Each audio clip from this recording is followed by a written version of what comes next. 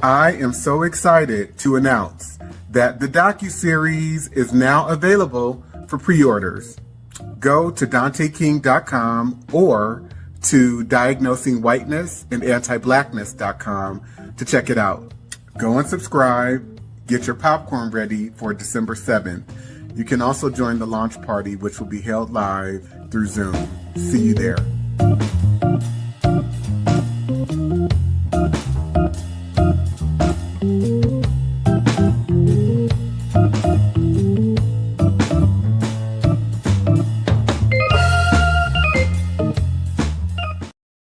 The book surprised you the most? A whole book. The whole book. Because I thought that I knew a lot until I read that book and realized I didn't know anything. There was a lot to learn and a lot to still be discovered. I'm still processing it. I can see things now that I didn't see before. And it's all because of the book. I love that. Jules? So much of the book really opened my eyes to things. The Casual Killing Act, the legality of rape. And then one of the other parts was the housing covenants and the covenants that were allowed. And growing up in the Bay Area, St. Francis Wood, for instance, is a highly coveted place to want to live or want to strive to, right? I was a child and I'd passed through St. Francis Woods and it was something that you feel could have been attainable. And then as you read Dante's book, you realize it's attainable for white people. It's not attainable for me. It's not attainable for you. Not in the way that you think you would be able to attain certain places and spaces. You are written out of that legally. Right. And Alicia? What really stands out to me is the 1850 Fugitive Slave Act, which describes so much of how white people operate in terms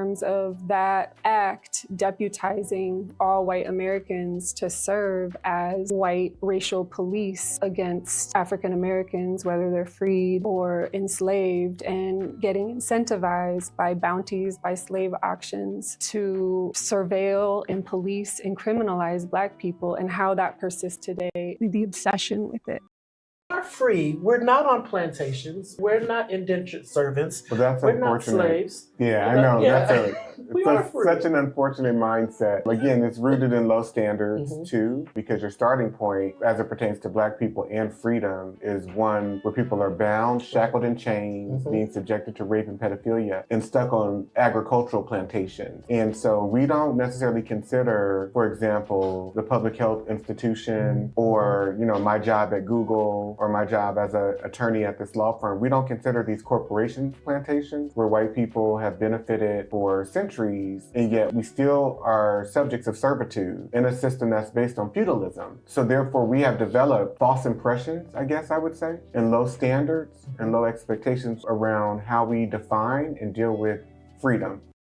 The hardest about chapter 3, and what are some key pieces that stood out for you that you would want people to know about or be prepared for? The different laws and the cases and the way that the system has been set up to not protect Black women and Black boys too, and Black men as well, particularly Black women, just for us to be seen, as you said this earlier, just the vessel to give birth and then go back to work. So that shows up in how our birthing outcomes are. It shows up in how we connect with our partners, because there's this constant reinforcement of that you don't matter and you're not valued. And I think you highlight that very clearly, the lack of protection for Black women in chapter 3. I also remember in one of your courses, you asked the class, would they want to be Black women? Everyone said no, right? And that just shows me even more how reinforced it is that being a Black woman, you're at a constant state of lack of protection and also aggression as well. Yeah, and let me be very clear too, because that question was out of the spectrum of all of the identities that I presented as multiple choice answers.